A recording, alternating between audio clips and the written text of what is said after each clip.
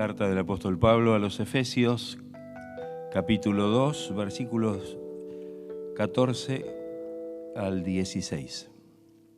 Amén. Así dice la palabra. Porque Él es nuestra paz, que de ambos pueblos hizo uno, derribando la pared intermedia de separación, aboliendo en su carne las enemistades, la ley de los mandamientos expresados en ordenanzas, para crear en sí mismo de los dos un solo y nuevo hombre, haciendo la paz. Y mediante la cruz, reconciliar con Dios a ambos en un solo cuerpo, matando en ella las enemistades. Amén. Qué hermoso es pertenecer a la iglesia de Cristo, ¿no? Cuán admirable es la iglesia. Y parece que fuera una frase un poco que nos despierta o nos llama la atención.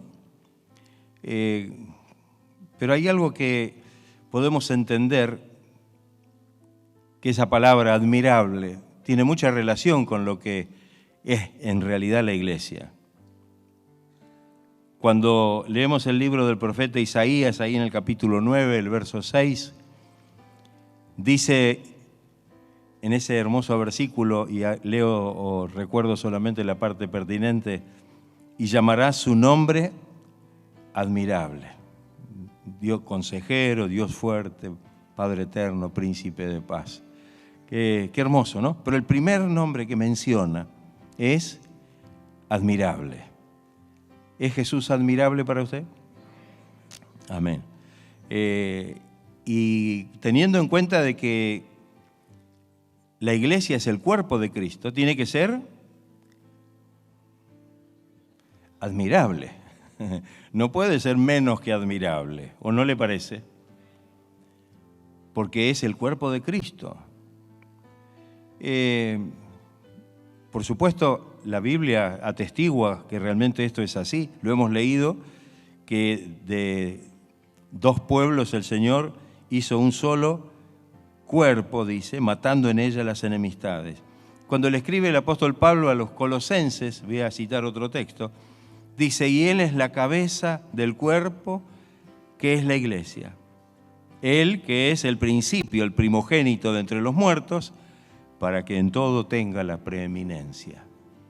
Y podemos leer también en el capítulo 1 de esta carta a los Efesios, los versículos 22 y 23, dice, y sometió todas las cosas bajo sus pies, bajo los pies de Cristo, ¿no?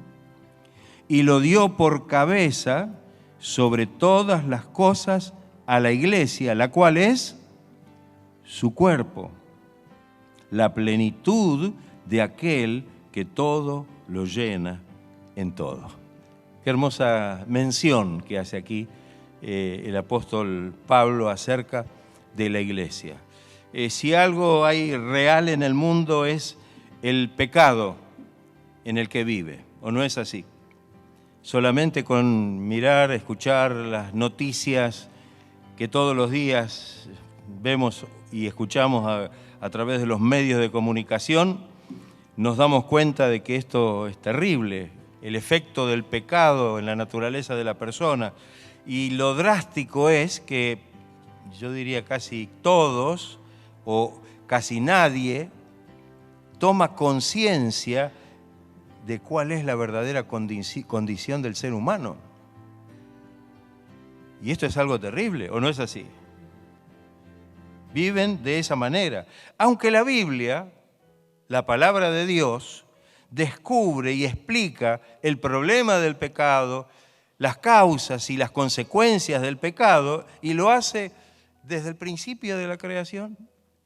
Cuando usted comienza a leer la Biblia allí en el libro de Génesis, allí ya comienza a manifestarse realmente este problema del pecado en la naturaleza humana. El pecado produjo dos cosas que acompañan a la historia de la humanidad. Y presten atención.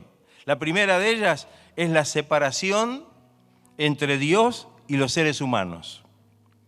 ¿Dónde comenzó esta separación? ¿Cuál es la primera imagen de esta separación? El Edén. Cuando desobedecieron, cuando pecaron, cuando hicieron lo que no debían hacer, desobedeciendo el mandato de Dios, ellos se escondieron de la presencia de Dios. Esa comunión perfecta que había entre Dios y ellos, que habían sido creados por el Señor, se cortó.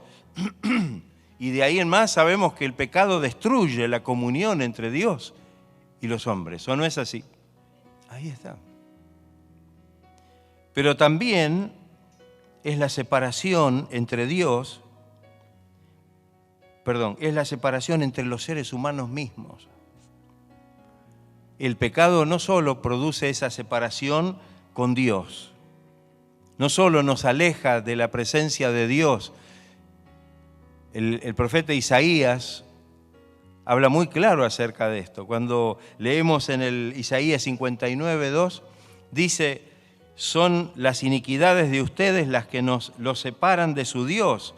Son estos pecados los que los llevan a ocultar su rostro para no escuchar. Muy claro dice Isaías esto. Son las iniquidades, los pecados que producen esa separación. Y entre los hombres, que es la otra realidad y la otra cosa que acompaña a la historia de la humanidad, esto también lo vemos desde el principio. Porque no solamente Adán y Eva se distanciaron de Dios, sino que aún en ese mismo instante comenzó a haber desavenencia entre ellos. ¿Recuerdan lo que pasó? ¿Qué fue lo que dijo Adán? Le echó la culpa a la mujer. La mujer, y yo diría, como decimos muchas veces, indirectamente se le echó a Dios también la culpa, ¿no? La mujer que tú me diste. Y ahí empezó el conflicto. Pero cuando seguimos mirando un poco con atención, fíjense cómo enseguida se empieza a manifestar esta situación. Porque los hijos de Adán y Eva, ¿quiénes fueron? Caín y Abel. ¿Qué pasó entre ellos? Caín mató a Abel. El primer fratricidio de la historia de la humanidad. Y cuando nosotros seguimos leyendo la Biblia, nos vamos a dar cuenta de que verdaderamente esto pasó a ser historia común de los seres humanos. El mismo Isaías, en el capítulo 3, dice: unos a otros se maltratarán, hombre contra hombre, vecino contra vecino, joven contra anciano, plebeyo contra noble, dice Isaías. Habrá una rivalidad, una contienda. Y esto es lo que vemos, ¿o no es así? Que genera violencia, que genera muertes. ¿O no es así, hermano? Qué terrible. Pero Cristo es el que resuelve la tragedia de la historia humana. Él es el que puede resolver este problema, este doble problema, el de nuestra relación con Dios y el de nuestra relación con los demás. Él vino al mundo para reconciliar al ser humano con Dios. Cuando leemos la carta del apóstol Pablo, la segunda carta a los Corintios, 5:19, dice: esto es que en Cristo Dios estaba reconciliando al mundo consigo mismo, no tomándoles en cuenta sus pecados y encargándonos a nosotros el mensaje de la reconciliación. ¿Quién tomó la iniciativa para que esto se pudiera subsanar? ¿Fue el hombre que se dio cuenta que era pecador y dijo: me voy a reconciliar con Dios? ¿Me voy a volver de semejante pecado y voy a pedir la...? No pasó eso. El pecado fue cada vez más pecado y la rebeldía de los corazones fue aumentando. Piensen ustedes que si nos vamos otra vez al Génesis, en el capítulo 6 dice que Dios ya no estaba dispuesto a seguir tolerando porque lo único que había en el corazón de las personas era maldad de continuo, violencia. Y Dios tuvo que hacer un juicio terrible que fue el juicio del diluvio, ¿no? Pero qué importante, nosotros sabemos ahora que Dios ha intervenido en la historia de la humanidad para darle solución a este problema. Dios es el que nos puede reconciliar consigo mismo, pero por medio de Jesucristo. No hay otra manera de reconciliarnos. No hay otro medio para que podamos llegar nuevamente a estar en comunión y en relación de paz con Dios, si no es a través de la obra de Jesucristo. Y esto es algo glorioso, hermanos. Por eso decimos que el gran paso lo dio Dios al proveer la reconciliación mediante la obra de su Hijo, al morir allí en la cruz. Y también para propiciar la reconciliación entre los seres humanos en Cristo. No tampoco una reconciliación de hombre a hombre nada más, de persona a persona, porque tampoco se logra si no es por medio de Cristo. Dos personas pueden estar muy de acuerdo hasta que en un momento se ponen en desacuerdo, ¿o no es así? Y de ser los mejores amigos, son los peores enemigos. ¿O no es así? Pero también ahí Dios intervino para que podamos tener ese espíritu de reconciliación. Esto se vino desde la antigüedad. Esto era muy patente en el Nuevo Testamento, cuando miramos en lo que dice la Biblia acerca de cómo era la relación, por ejemplo, entre los judíos y los gentiles. ¿No es así? Sí. Dice que Pablo trata el tema de la reconciliación que Dios efectúa entre dos grandes enemigos. Si usted lee la Biblia se va a dar cuenta que los enemigos eran los judíos contra los gentiles. Los gentiles eran las gentes, los demás, porque ellos se consideraban un pueblo favorecido. Sí que lo eran por haber sido escogidos por Dios. Y sí que lo eran por tener ciertas ventajas. Tenían la ley, tenían los patriarcas. ¿No es así? Tenían muchas ventajas, pero sin embargo, lo que hicieron ellos fue creerse que eran superiores a los demás y en lugar de poder ser transmisores de esta bendición, porque el Señor creó a su pueblo con un propósito. ¿Cuál fue el propósito? Para que ellos pudieran ser motivo de bendición y salvación para las demás naciones, ¿o no es así? Te bendeciré, le dijo a Abraham y a su descendencia, y serán bendición. Pero no ocurrió esto. Pero no porque Dios falló en su propósito, sino porque el corazón de ellos se había endurecido. Además, esta diferencia entre judíos y gentiles viene a representar, a través de la Biblia, la enemistad entre los seres humanos de diferentes niveles, a todos los niveles de la existencia humana. Pero Pablo declara que todos son reconciliados, todos. Y cuando dice todos, estamos hablando de que son todos, judíos y gentiles, y en los gentiles juntamos a todos los demás pueblos de la tierra. Todos son reconciliados por medio del Evangelio de Cristo, y esa reconciliación confirma y evidencia, o se evidencia, por medio de la iglesia. Ahora sí, entramos de nuevo. Se evidencia por medio de la iglesia. Y esto es lo que hace que la iglesia sea admirable. Que un mundo lleno de conflictos y problemas, de enemistades, de guerras, de pleitos, de contiendas, puedan ser reconciliados por medio de Cristo y formar parte de la iglesia del Señor, que es su cuerpo. ¿Ha tomado usted conciencia de esta verdad? Ve que nos hace pensar esto, ¿no? ¿Hemos como cristianos prestado atención a esta realidad? ¿De qué manera Cristo reconcilia a los seres humanos por medio de la iglesia? En los textos que leímos al principio, y vamos a mirar 2 o 3 cositas. La primera dice que Él es el que derriba la pared de separación.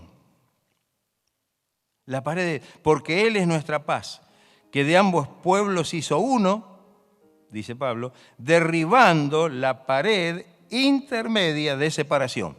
Había una pared. Hace 2000 años, en el tiempo del templo de Jerusalén, en los tiempos de Jesús, había una pared, un muro que separaba a los judíos de los gentiles. Como también podemos notar que esa pared representaba la división de la raza humana en 2 grandes grupos. Los de este lado de la pared y los del otro lado. Los judíos y los gentiles. La gravedad de esta situación se ilustra en un versículo que podemos leer como tantos otros, en el libro de los Hechos, capítulo 10, verso 28, y es en aquella situación donde el Señor lo envía a Pedro a predicarle a un centurión romano. ¿Se acuerdan cómo se llamaba el centurión romano? ¿Cómo? Cornelio, exactamente. Cornelio.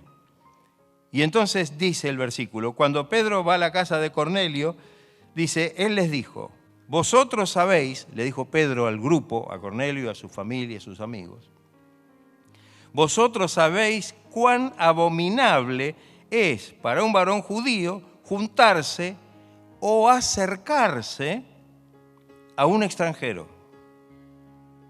A un extranjero. Pero a mí me ha mostrado Dios que a ningún hombre, quien sea, llame común o inmundo. Para esto Dios tuvo que prepararlo a Pedro, ¿no? Porque Pedro estaba con ese pensamiento y con ese sentir, hasta que Dios tuvo que, en este caso, tratar muy personalmente con él, ¿se acuerdan, no? Estaba en la casa de ese tal Simón, allí en la terraza, esperando que le estaban preparando la comida, y ahí tuvo una visión, ¿no? De un lienzo que bajaba con animales, inmundos según la ley. Y una voz, que era la voz de Dios, que le decía, Pedro, mata y come. Y él dijo, no, Señor, ¿cómo voy a comer? Eso está prohibido por la ley. No, Señor. Bueno, eso tuvo que ser repetido hasta que Dios le dijo, no llames inmundo lo que yo he limpiado. Pero tenemos una idea de cuán abominable era para ellos tener una relación siquiera con los gentiles. Por eso se espantaban cuando veían a Jesús que iba a la casa de, a lo mejor de algún, como con el caso de Zaqueo, que era un recaudador de impuestos. ¿Cómo va? O de Simón, ¿cómo va a ir a la casa de un...? Se espantaban de esto. En el versículo 14, Pablo hace una tremenda afirmación. La muerte de Cristo derribó esa pared intermedia de separación. La obra de Cristo en la cruz produjo que esa pared intermedia de separación sea derribada. Al igual que rasgó también, cuando tenemos el relato de la crucifixión de Cristo, rasgó el velo del templo, dice, de arriba hacia abajo. ¿Sabe qué era el velo del templo? ¿Qué separaba el velo del templo? Separaba el lugar santo del lugar santísimo. Y el lugar santísimo era el lugar donde se manifestaba la presencia de Dios. Estaba el arca del pacto y allí No había luz porque la luz que se manifestaba era la luz de la gloria del Señor en el lugar santísimo. Y no podía entrar nadie excepto una sola persona, que era el sumo sacerdote, y solamente una vez al año en el día de la expiación, con una serie de preparativos, porque si fallaba, hasta lo tenía que entrar atado de una pierna con una soga, porque si fallaba humanamente, nadie podía entrar a sacarlo, lo tenían que sacar tirando de una soga, porque el que entraba iba a morir también. Bueno, ese velo, cuando Cristo muere en la cruz, ese velo es rasgado de arriba hacia abajo. Cuando estudiamos el libro, el Pentateuco, los primeros libros de la Biblia, y entre las cosas que a veces se mencionan, ¿no?, se hace referencia al velo. Eso no era una simple cortina que uno dice, bueno, la agarra uno de un lado, otro. Era un tejido, era una cortina que era imposible que hubieran podido romper las personas, aunque se hubieran puesto no sé cuántas personas de cada lado. Esto fue una obra de Dios. Y de arriba hacia abajo, que también tenía su significado, que no era que la abrían de abajo hacia arriba, los hombres, de la tierra hacia arriba, hacia el cielo, sino que la abrió el Señor desde el cielo hacia la tierra, separando, eso que los separaba quedó totalmente abierta para que pudieran estar en la presencia de Dios. Esa pared de la cual hablamos y ese velo estaban en el templo. Estaban en el templo. El velo separaba al hombre de su creador. Solamente el sumo sacerdote entraba y todos los demás estaban afuera, esperando la intercesión del sumo sacerdote, y me imagino que estarían con mucho miedo y mucho temor, porque era el que intercedería para el favor de Dios para con ellos. Qué terrible, ¿no? Qué terrible. Pablo afirma que en el templo, donde estaba también, y ahora estamos hablando del templo, no del tabernáculo, sino que estamos hablando del templo ya en tiempos de Jesús, había una pared. Y dice que esa pared fue derribada. Pero ¿saben una cosa? No fue derribada en ese mismo momento. Esa pared fue derribada como Jesús anticipó de que el templo lo iban a derribar y no iba a quedar ni siquiera piedra sobre piedra. Esa pared fue derribada unos 40 años después, cuando los ejércitos romanos al mando de Tito irrumpieron y destruyeron el templo, destruyeron Jerusalén y hubo una gran matanza. Ahora, qué cosa, ¿no? Cuando esto pasó, cuando esto físicamente se dio tal cual el Señor lo había dicho, y lo recuerda el apóstol Pablo cuando dice que el Señor derribó la pared intermedia,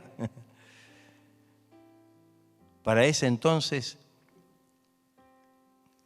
que fue en el año 70 de nuestra era, ya había muchos cristianos que compartían sus reuniones con los gentiles para alabar y para adorar el nombre del Señor. Qué hermoso, ¿no? Qué hermoso cuadro de la provisión de Dios para que podamos realmente tener en cuenta qué significa pertenecer ahora al pueblo de Dios y más que nada pertenecer al cuerpo de Cristo, que es la iglesia. Hoy no tenemos el problema de judíos y gentiles, como lo tenían aquellos, pero existen otros problemas que a veces nos separan.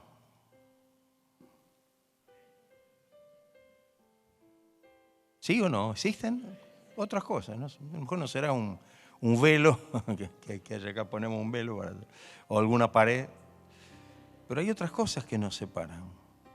¿Cuántas barreras hay entre los cristianos que no nos permite disfrutar de una verdadera comunión espiritual?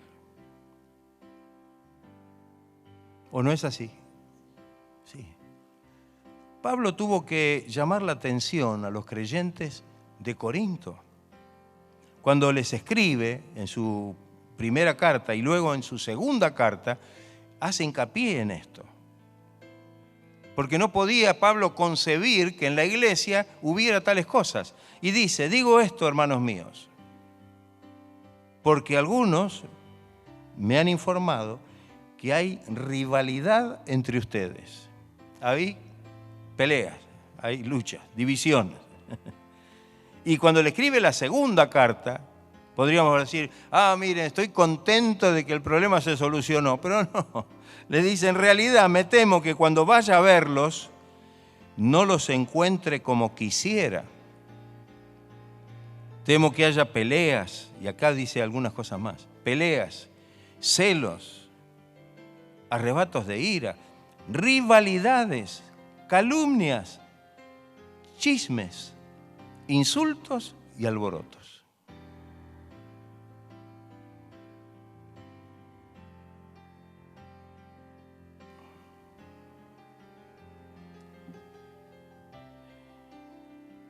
Esto nos deja medio mudos, ¿no?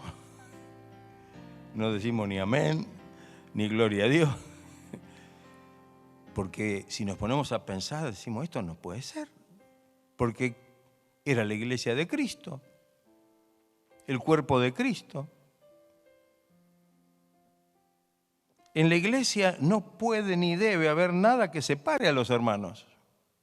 Porque el Señor hizo todo para que los hermanos estemos unidos.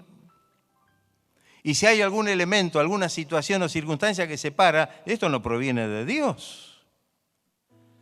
Toda barrera humana ha sido derribada en Cristo y todos por igual somos redimidos por la sangre de Cristo.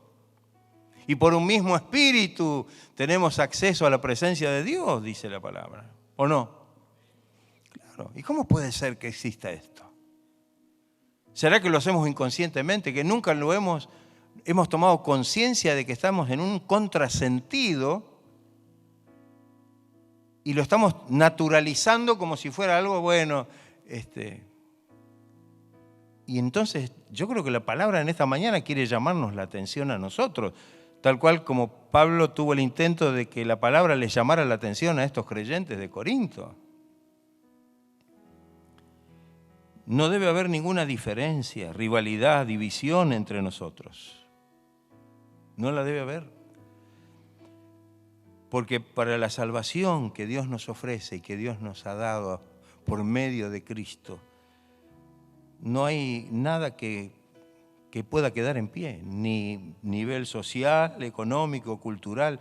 Todos estamos exactamente en la misma condición y somos salvos únicamente por la gracia, por la misericordia del Señor. ¿O no es así? Entonces, ¿cómo es la cosa? Y aquí podemos poner a modo de admiración, ¿no? Esto es admirable de la iglesia. Esto es admirable porque en la iglesia esto no puede suceder. Porque es la iglesia el cuerpo de Cristo. Porque es la iglesia donde se reúnen aquellos que han sido redimidos por el Señor y donde el Señor dice que ha hecho toda la obra completa y perfecta para que no haya entre nosotros ni paredes, ni velos, ni absolutamente ninguna barrera que nos separe, sino que nuestra relación pueda ser verdaderamente perfecta en el Señor. ¿Qué dice usted? Amén. Debiera ser así. ¿Estamos viviendo esta realidad o habrá alguna separación o alguna división entre nosotros? ¿O hemos permitido que alguna barrera se levante, que alguna pared esté impidiendo que tengamos esa relación? En este caso, esto estaría como desnaturalizando al cuerpo de Cristo, como cuerpo de Cristo. La segunda cosa que dice el texto del principio, dice que no solamente derribó la pared intermedia, sino también dice que abolió las enemistades. Mire, él abolió las enemistades. La última parte del versículo 15 y el 16 dice, aboliendo en su carne las enemistades, la ley de los mandamientos expresados en ordenanzas. Mire, la ley de los mandamientos y las ordenanzas que Dios dio a Moisés produjeron una gran enemistad entre el pueblo de Dios y el pueblo gentil. Pero esto no fue el propósito de Dios. Dios no lo dio para eso, para que haya un conflicto y vivieran en un continuo enfrentamiento, sino que esto vino por el pecado.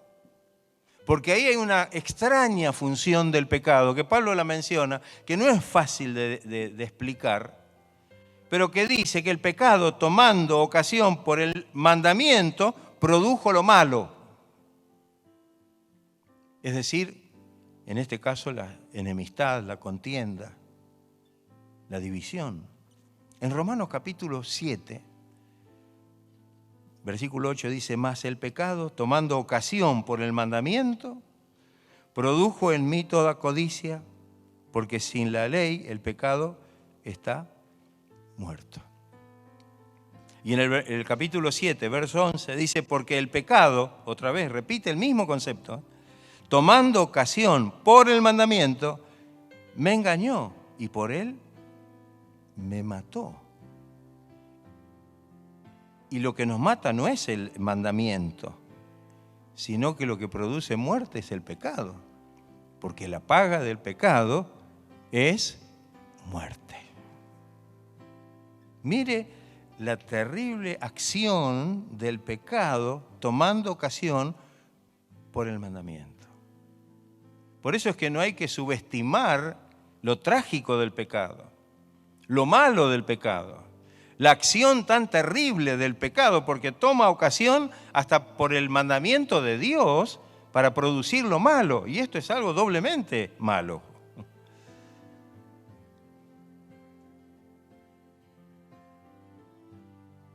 Los judíos se enorgullecieron y pensaron que Dios no amaba a los gentiles, porque eran ellos nada más.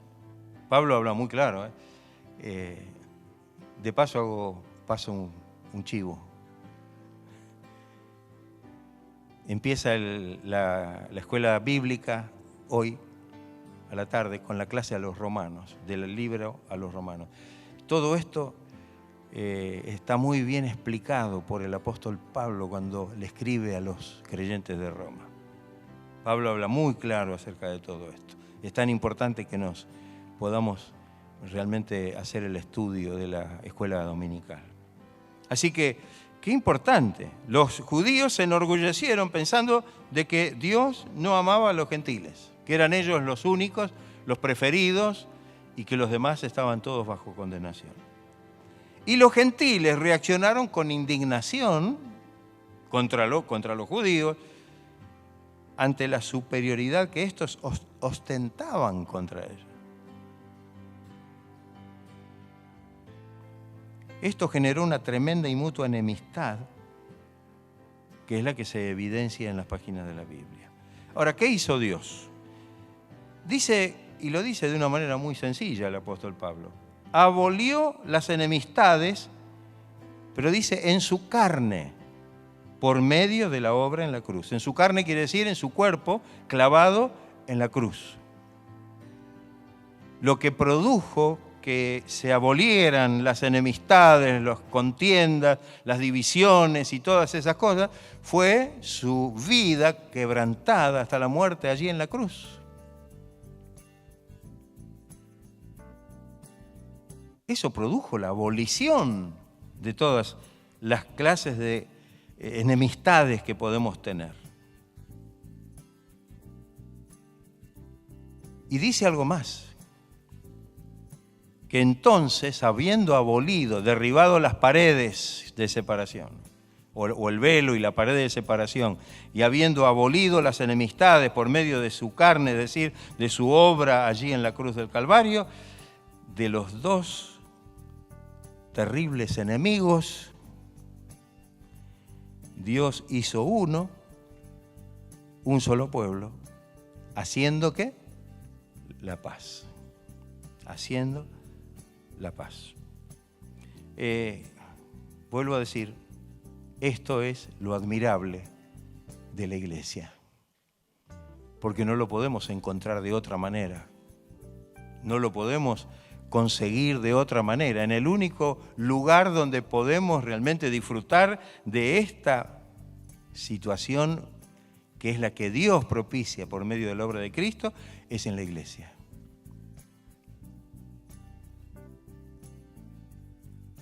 Esto es lo admirable.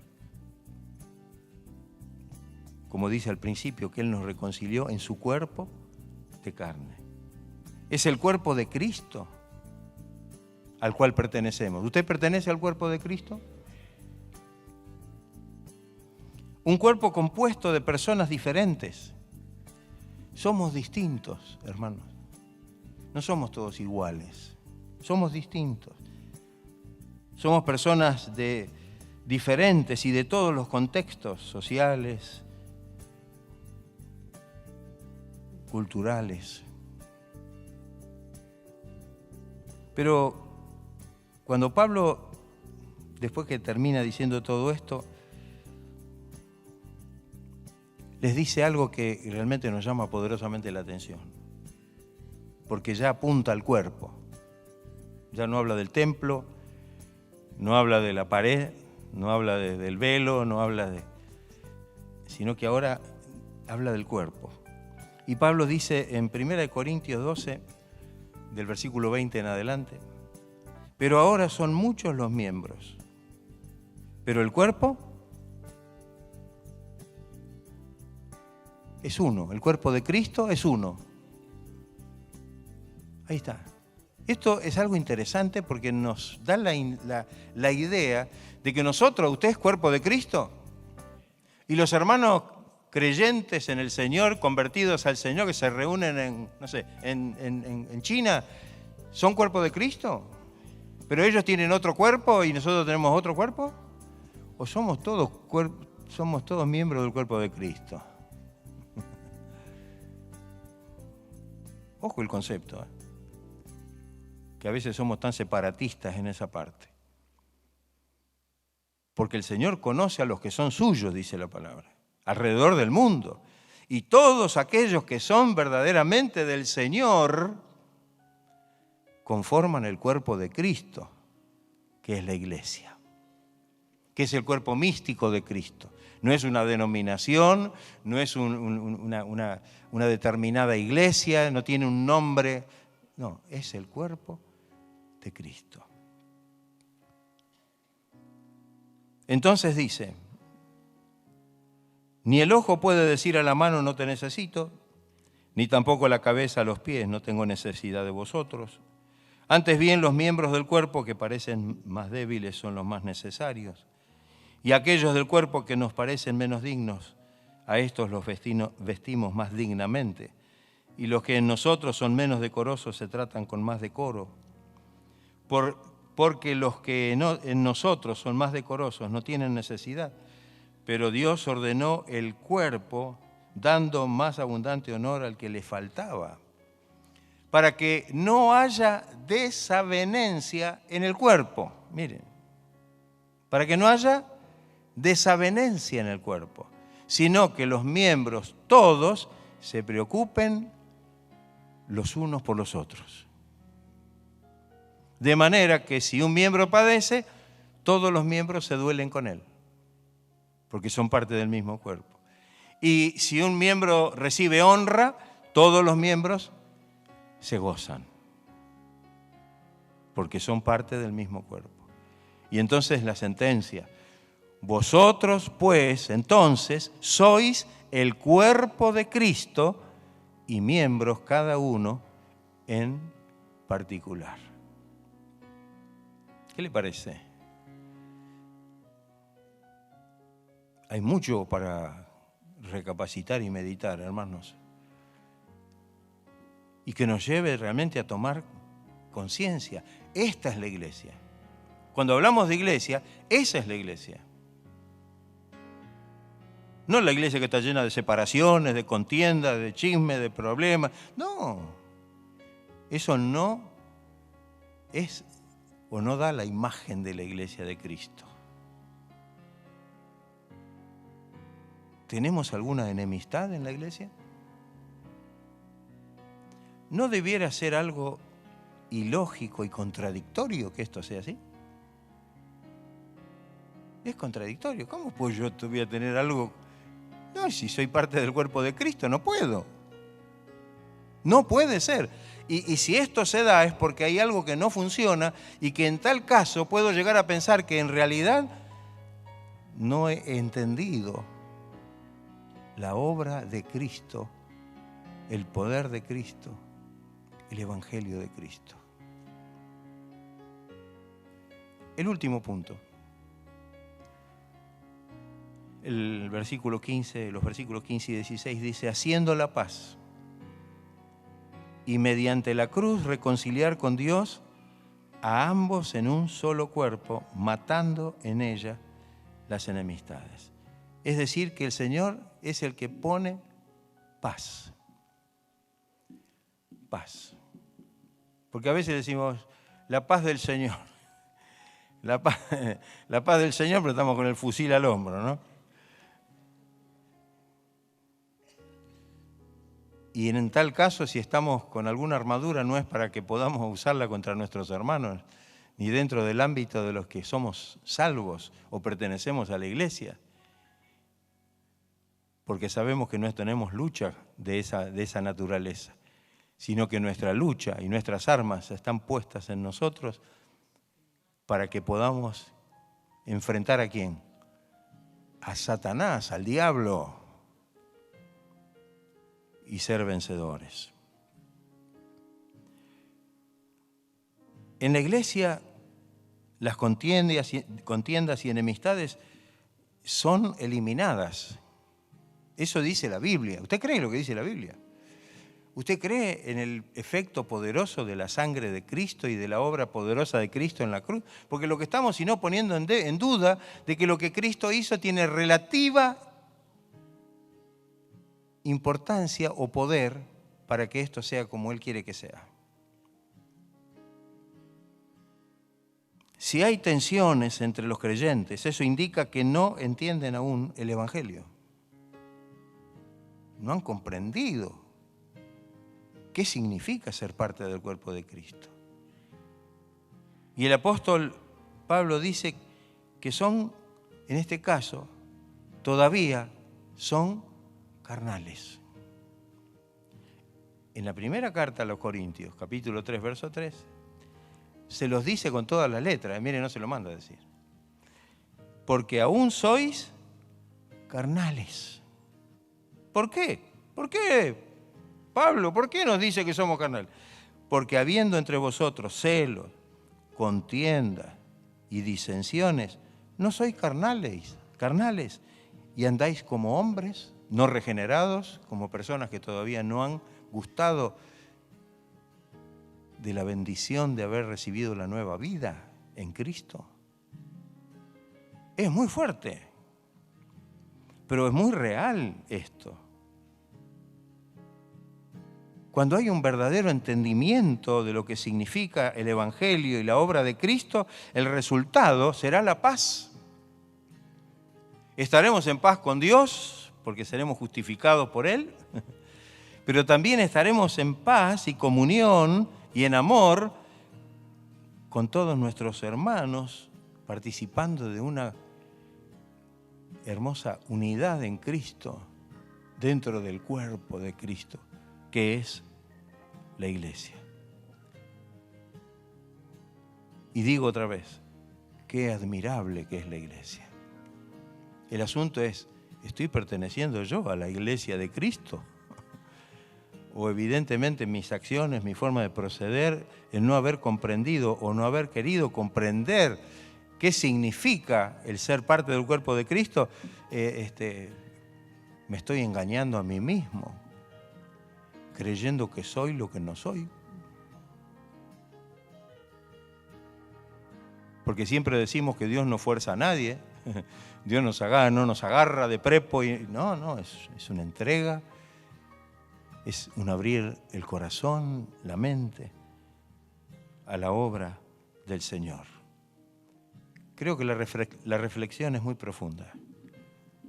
Quizá hemos hablado muchas veces, durante muchos años, sobre la iglesia, sobre el cuerpo de Cristo, que somos uno, que esto y que aquello y que el otro, pero las cosas no funcionan como deberían funcionar. Y si nosotros seguimos pensando que somos iglesia y naturalizamos las refriegas entre nosotros, pensando de que de todas maneras somos iglesia, estamos en una posición, me parece, muy equivocada. Y creo que en este momento Dios nos habla y nos hace reflexionar, nos hace tomar conciencia de que ser parte de la iglesia es aceptar que Él derribó las paredes de separación, de enemistad, de contienda, de divisiones. Derribó y abrió el velo para que nos podamos conectar con el Señor. El Señor es el que abolió todas las enemistades para que ahora pueda reinar la paz en este cuerpo, que es el cuerpo de Cristo. Que el Señor nos ayude. Hay un poco de silencio, pero tal vez es bueno. Tal vez es bueno, porque quizá nos hace pensar y reflexionar, porque es una decisión nuestra. Lo del Señor, la parte del Señor ya la hizo. Él ya hizo todo para que la iglesia pueda gozar de esta bendición. Para que nosotros que decimos que somos de la iglesia o que somos la iglesia de Cristo,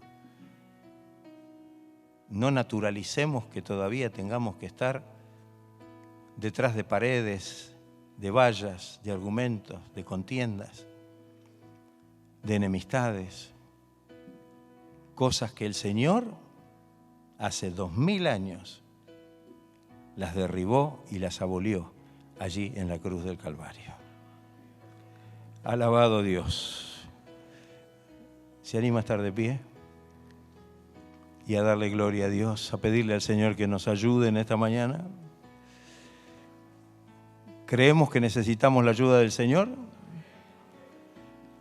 ¿Creemos que tenemos que tal vez pedirle perdón al Señor, que nos hemos descuidado en esto y pensamos o hemos llegado a pensar que esto, bueno, lo hemos naturalizado? Es parte de la cuestión. Creo que el Señor nos ha llamado para que podamos disfrutar de esa bendición, hermanos. Y esa es la iglesia que el Señor va a venir a buscar. Con esto cierro. Esa es la iglesia que el Señor va a venir a buscar. No va a venir a buscar una iglesia que está en lucha, en guerra. No, Él va a venir a buscar. Dice que para que seamos guardados para aquel tiempo en forma irreprensibles, en paz. Así que, qué buen momento para acercarnos al Señor de todo corazón y pedirle al Señor que nos ayude. Queremos tomar conciencia de esta verdad. Tal vez lo hemos tomado a la ligera, tal vez no lo hemos tomado como algo que realmente debe ser así. Y entonces estamos a veces con un montón de problemas. Y a veces decimos, pero ¿cómo puede ser si yo soy parte de la iglesia? Y no nos damos cuenta que no sé si somos parte de la iglesia. Cuando el Señor derriba algo, cuando el Señor hace la obra, es para que nosotros ahora podamos vivir en esa bendición. Amén, hermanos. Él no murió en vano. No dio su vida en vano. Lo que dice la palabra de que el Señor derribó y rasgó y abolió, ¿usted cree que lo hizo? ¿Y entonces? ¿Qué pasa? Es la parte nuestra. Por eso Pablo le habla sin pelos en la lengua a los corintios, porque estaban en medio de una lucha permanente, llenos de problemas, divisiones, contiendas, peleas, y esto no era, eso no es. Yo solamente quiero que quede este pensamiento y que avive nuestras conciencias. Pertenecemos a la iglesia de Cristo. Somos parte de la iglesia del Señor, donde no hay lugar ya para contiendas, para tantas cosas que mencionamos en las listas que hizo Pablo, sino para que podamos disfrutar de una común unión. De dos pueblos hizo uno,